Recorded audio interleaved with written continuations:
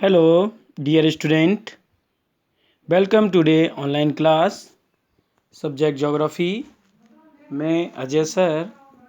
हाँ तो बच्चों, हम बात कर रहे थे आज छठवें चैप्टर का जो टॉपिक हमने कल पढ़ाया था, ग्रामीण बस्तियों की समस्याएं या ग्रामीण अधिवासियों की समस्याएं।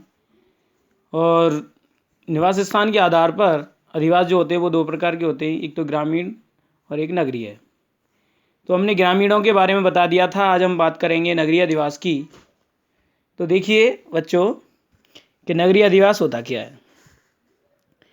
कि नगरीय अधिवासों की अर्थव्यवस्था, उनकी जो अर्थव्यवस्था है वह निर्माण उद्योग, बनाने वाले उद्योग, जो भी वस्तुएं बनती हैं, परिवहन, व्यापार, वाणिज्य, संचार, शिक्षा, चिकित्सा, प्रशासन, न्याय और अन्य सेवाओं पर निर्भर करती है।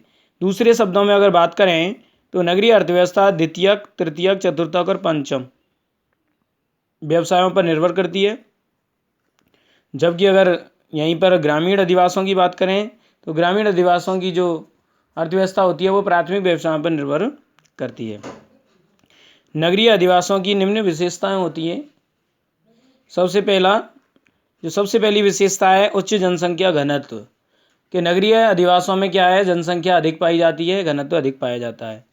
त्वरित गतिशीलता यानी पलायनता ज़्यादा पाई जाती है नगरीय अधिवासों में। कहने का मतलब जीवन बहुत काफ़ी फास्ट होता है वहाँ।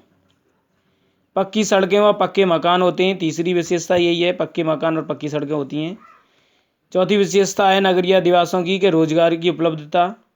पांचवी है यातायात के व्यक्तिगत एवं सार्वजनिक साधन मिलते हैं, सरकारी साधन और व्यक्तिगत साधन भी। छठवीं विशेषता उच्च शिक्षा और गहन चिकित्सा सुविधा नगरों में पाई जाती है। सातवीं विशेषता है कि 50% से अधिक जनसंख्या का गैर प्राथमिक कार्यों में संलग्न होना। 50% से अधिक जो जनसंख्या है वो गैर प्राथमिक कार्यों में लगी होती है। आठवीं है जटिल श्रम विभाजन। यहाँ पर श्रम का विभाजन बहुत अधिक कठिन या जटिल पाया जाता है। सामाजिक प्रगाढ़ता का अभाव। सामाजिक प्रगाढ़ता का मतलब होता है सामाजिक संबंध। जैसे गांव में भाईचारा होता है, ऐसे शहरों में नहीं होता। तो सामाजिक संबंध जो होते हैं उनका अभाव पाया जाता है। तीव्र सामाजिक एवं आर्थिक अंतर, यानी यहाँ पर सामाजिक और आर्थिक अंतर भी पाया जाता है कि कहीं तो झुग्गी झोंपड़ी में रहने वाले हैं, कहीं आलीशान बंगलों में रहने वाले लोग रहते हैं। अब आता है नगरीय बस्तियों का वर्गीकरण। तो नगरीय बस्तियों का वर्गीकरण देखें तो वर्गीकरण कई आधारों पर किया जाता है। देखिए सबसे पहले कि विश्व में नगरीय क्षेत्र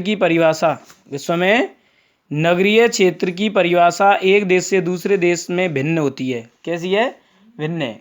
किसी देश में नगर किसी को मानते हैं, किसी देश में अलग मानते हैं। तो ये जो परिभाषा होती है वो भिन्न है। नगरीय बस्तियों के वर्गीकरण के सामान्य जो आधार होते हैं, एक तो होता है जनसंख्या का आकार, कि जनसंख्या कितनी होनी चाहिए नगरों के लिए। एक है मानव व्यवसाय, के नगरों के लोग किन किन व्यवसाय में लगे होने चाहिए। एक है प्रशासनिक ढांचा। प्रशासनिक ढांचा में ये जैसे आपके बहुत सारे प्रशासनिक वो आते हैं, सरकारी कामकाज और आवश्यक दशाएं। तो सबसे पहले जनसंख्या का आकार।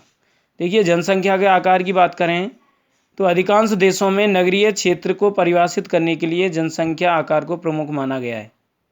विश्व के अलग अलग देशों में नगरीय क्षेत्र की श्रेणी में आने के लिए जनसंख्या की न्यूनतम सीमा डेनमार्क, स्वीडन एवं फिनलैंड में 250। इन देशों में 250 व्यक्ति जहाँ रहते हैं वह नगर कहलाता है। वो आइसलैंड में 300 व्यक्ति माने गए हैं। कनाडा व वेनेजुएला में 1000 जनसंख्या, कोलंबिया में 1500, पुर्तगाल और अर्जेंटीना में 2000, संयुक्त राज्य अमेरिका और थाईलैंड में 2500 यानी 2500, जापान में 3000 और भारत में 5000 व्यक्ति निर्धारित हैं।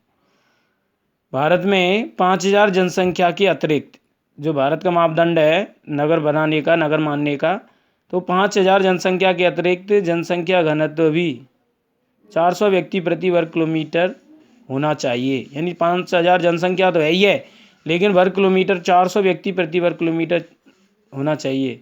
और प्राथमिक व्यवसाय में लगी जनसंख्या को भी इसमें देखा जाता है। तो इस तरीके से सभी देशों में अलग अलग जनसंख्या निर्धारित की गई है नगरों के लिए।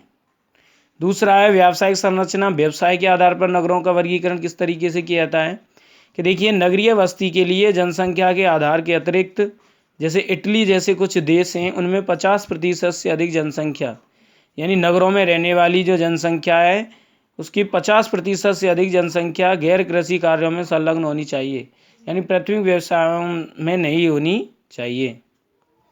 भारत में यह जो मापदंड है वो 75% है, यानी भारत में 75% जनसंख्या नगरों की गैर कृषि कार्यों में होनी चाहिए। यहाँ प्रमुख आर्थिक गतिविधियों को भी नगरीय बस्तियों के लिए मापदंड माना गया है। तीसरा है प्रशासन। कुछ देशों में किसी बस्ती को नगरीय बस्ती में सम्मिलित करने के लिए प्रशासनिक ढांचे को ही मापदंड माना जाता है। जैसे भारत में किसी नगर में नगरपालिका, छावनी, बोर्ड और अधिसूचित नगरीय क्षेत्र समिति होने पर उसे नगरीय बस्ती माना जाता है। यानी हमारे भारत में अगर कोई नगर है तो उसमें नगरपालिका होनी चाहिए, छावनी बोर्ड होना चाहिए, अधिसूचित नगरीय क्षेत्र समिति होनी चाहिए। जैसे नगर निगम में नगर पालिका है और नगर परिषद है, ऐसा होना चाहिए, तभी वो नगरीय बस्ती कहलाती है। ब्राज़ील और बोलीविया में जनसंख्या के आकार के स्थान पर प्रशासकीय केंद्र को नगरीय केंद्र माना जाता है। अब आता है आवश्यक दशाएं। विश्व में नगरीय केंद्रों की गणना संपादित कार्यों के आधार पर की जाती है, जैसे अवकाश, पर्यटन स्थल की आवश्यक दशाएं, औद्योगिक नगर, समुद्री पत्तन नगर, सेना नगर आदि से भिन्न होती है। औद्योगिक नगर, तो ये कुछ आवश्यक दशाओं के आधार पर भी इनको माना जाना जाता है। अब आता है नगरीय अधिवासों के प्रकार। तो देखिए बच्चों, ये तो थी आवश्यक दशाएं, ये कुछ पॉइंट्स से दो नगरों को नगरों को निर्धारित करने के लिए। अब आता है नगरीय अधिवासों के प्रकार। जो नगर हैं वो कितने प्रकार के होते हैं। तो नगरीय अधिवास अपने आकार, उपलब्ध सुविधाओं व उनमें संपादित किए जाने वाले कार्यों और जनसंख्या के आधार पर कई नामों से जाने जाते हैं, जो कि निम्नानुसार हैं। सबसे पहला है नगर। नगर किसे कहते हैं, देखिए कि 1 लाख से अधिक किंतु 10 लाख से कम जनसंख्या वाले अधिवास जो हैं वो नगर कहलाते हैं। इनमें 50% अधिक जनसंख्या गैर कृषि कार्यों में संलग्न होती है। जैसे भारत में राजस्थान का बीकानेर नगर।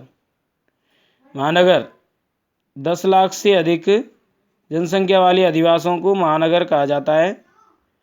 ये औद्योगिक, व्यापारिक, प्रशासनिक एवं शैक्षिक गतिविधियों के केंद्र होते हैं। जैसे भारत में जयपुर, जोधपुर और कोटा नगर